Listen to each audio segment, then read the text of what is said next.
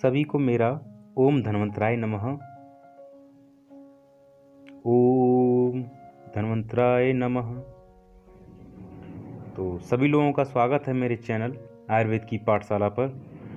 तो आज हमने एक अनोखे ढंग से इसको क्यों शुरुआत कर रहे हैं, क्योंकि कभी भी किसी शास्त्र की, आयुर्वेद के किसी भी शास्त्र की जब भी हम शुरुआत करते हैं तो धन्वंतरी पूजा के बगैर नहीं कर सकते हैं।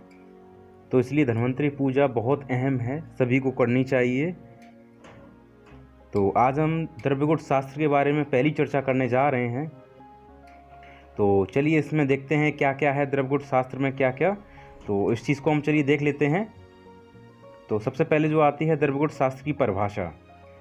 तो द्रव्यगुण शास्त्र की जो परिभाषा है वो क्या है?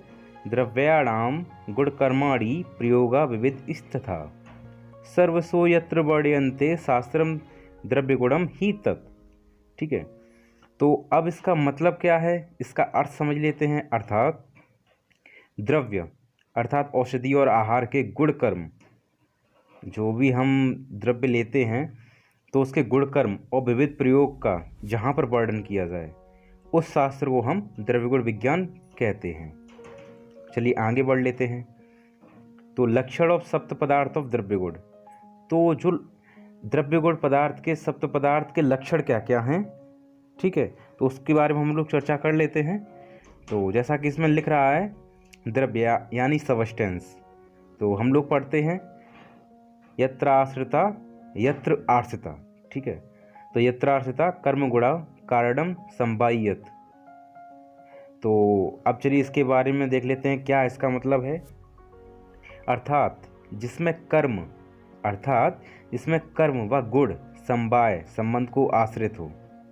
तो मतलब इन लोगों का अगर कहा जाए कर्म और गुण का जो संबंध है वो अटूट हो, एक संबंध होता है तो अटूट हो, तो उसे क्या कहते हैं? द्रव्य कहते हैं। जैसे कि अब आपको और चीज़ें समझ में आएगा, जैसे कि एग्जाम्पल दिया हुआ है, जैसे कि चित्रक में कटुरस, कटु विपाक एवं उष्णबीर का गुण होने से वह दीपन पाचन कर्म करता है।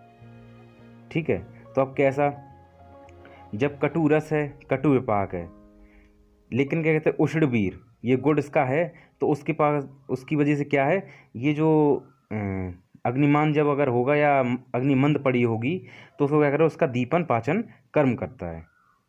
और जबकि चित्रक में कटुरस और विपाक कटु ही विपाक होता है, लेकिन उष्ण इसका वीर इसका उष्ण होता है।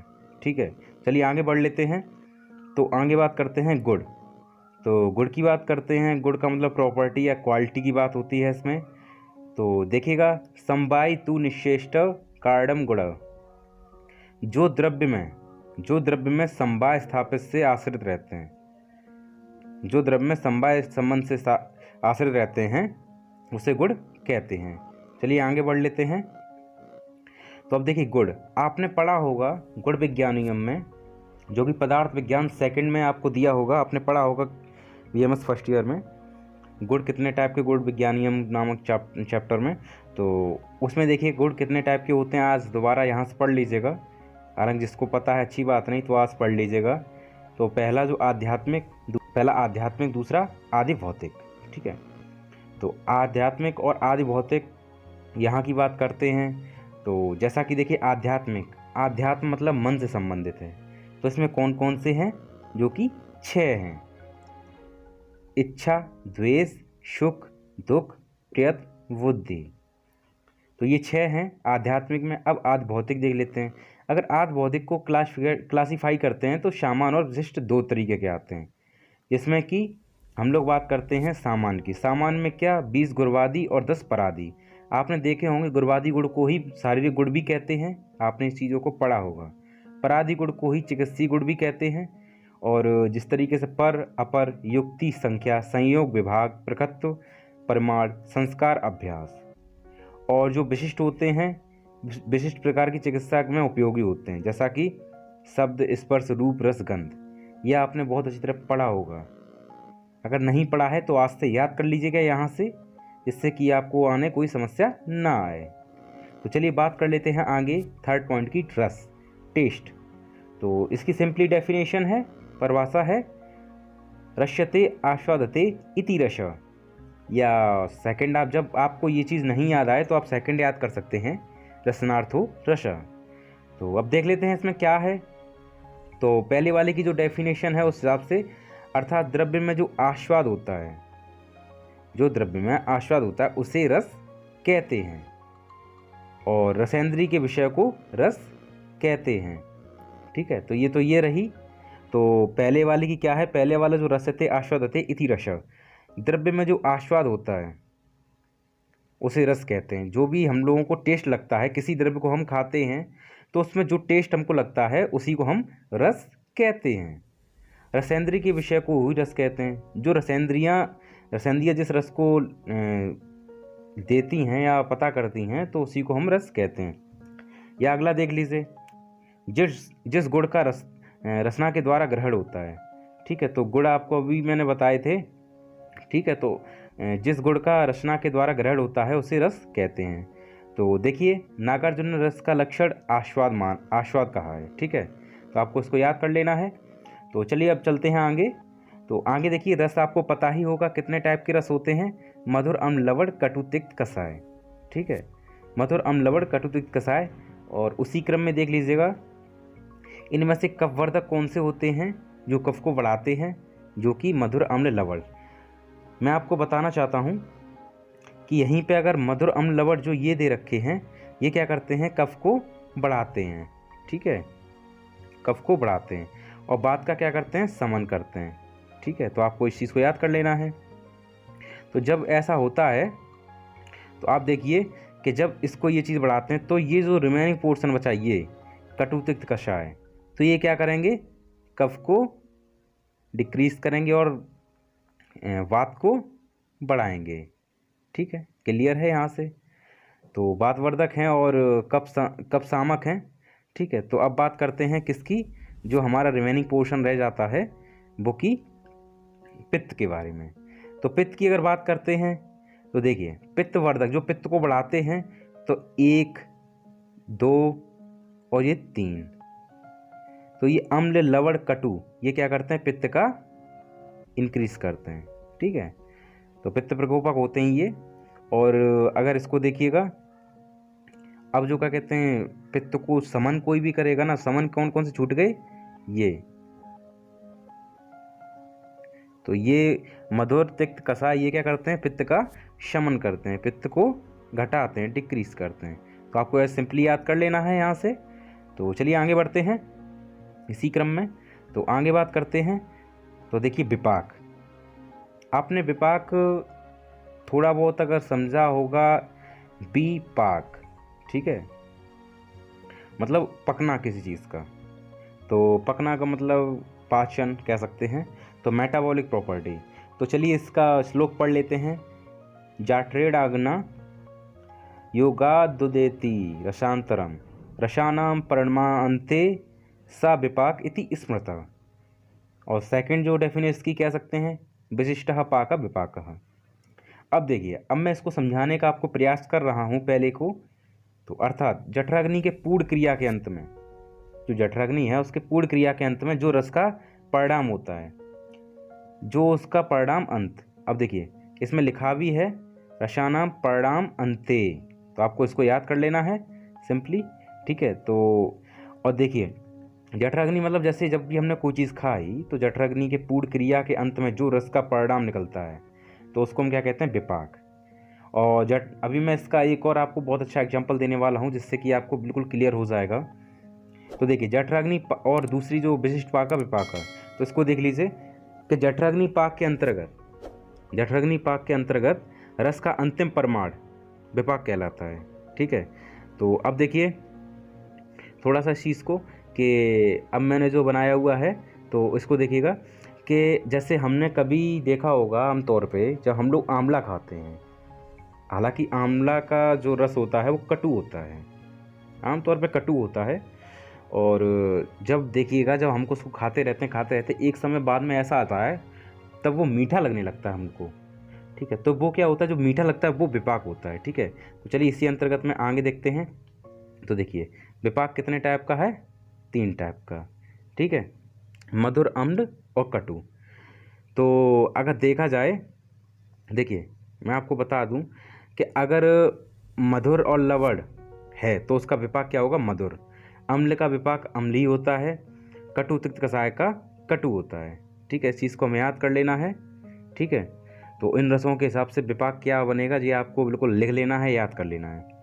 तो आगे बात करते हैं वीर्य, पोटेंसी और एक्शन प्रॉपर्टी। तो आगे बात करते हैं, तो इसकी देखिए परिभाषा आमतौर पे वीर्यम तु क्रियते येन या क्रिया, अर्थात जिसके द्वारा क्रिया होती है उसे वीर कहते हैं। कर्मंड गुणों को वीर कहते हैं। ठीक है, जिससे कार्य किया जाए तो उसको क्या कहते हैं, वीर कहते हैं। तो देखिए इसकी दूसरी डेफिनेशन, द्रव्य जिस शक्ति के द्वारा कार्य करते हैं उस शक्ति को क्या कहते हैं, वीर कहते हैं। ठीक है, कोई भी चीज़ है अगर प्रॉपर जितना वर्क कर पाएगी तो उसी को उसका क्या कहेंगे, वीर। मतलब उसकी कितनी स्ट्रेंथ है, कितनी उसको पावर कितनी है। ठीक है, तो देखिएगा जैसे कि चित्रक में उष्णवीर, तो चित्रक में उष्णवीर होता है जैसा कि मैंने अभी पीछे बताया था। तो देखिए तो उसमें उसको कहाँ यूज़ करते हैं, यूज़ इन अग्निमान। अब अग्निमान, जिसकी अग्नि मंद होगी तो वहाँ पे उष्णवीर का यूज़ करते हैं, जिससे कि वो क्या करता है, दीपन पाचन कर्म करता है। पहले ही मैंने आपको समझाया था, तो आगे फिर दोबारा बात आ गई है, तो इसको भी देख लीजिएगा। देखिए अगला हम लोग देखते हैं कर्म। कर्म का मतलब एक्शन, तो इसको पढ़ लेते हैं। संयोगे च विभागे च कारणम द्रव्य आश्रितम कर्तव्य क्रिया कर्म कर्मणा अन्यदपेक्षते। अब देखते हैं इसकी हिंदी, अर्थात जो संयोग और विभाग के कारण हों, जो संयोग और विभाग के कारण हों तो द्रव्य के आश्रित हैं, जो संयोग और विभाग के कारण हों, द्रव्य के आश्रित हैं, क्रिया कर्म करने वाला है और किसी की अपेक्षा नहीं रखता है, उसे कर्म कहते हैं। ठीक है, वो स्वयं कार्य करता है तो उसको कर्म कहते हैं। तो देखिए सातवीं और सबसे लास्ट जो पॉइंट है वो है प्रभाव, स्पेसिफिक पोटेंसी। अब देखिएगा, इसको बहुत अच्छे से समझिएगा। रसादि शाम्यते यत कर्म विशिष्टम तत्र प्रभाजनम, रसादि शाम्ये यत कर्म विशिष्टम तत् प्रभावजम।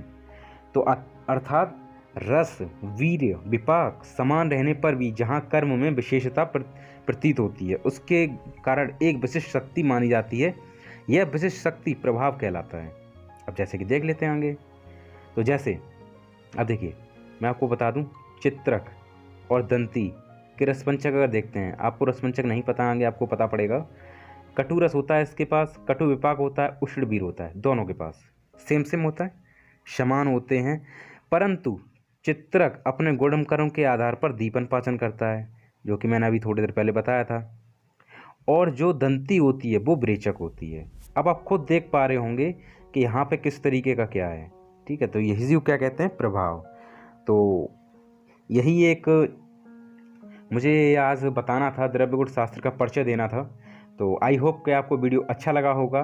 तो वीडियो अगर अच्छा लगा है तो प्लीज़ इसको लाइक कमेंट करिएगा, दोस्तों तक शेयर करिएगा, आयुर्वेद ग्रुप में शेयर करिएगा, जिससे कि लोगों तक ये न्यूज़ पहुंच सके और ये लेक्चर पहुंच सके कि किस तरीके से हम लोग इसका परिचय में क्या क्या है क्या नहीं।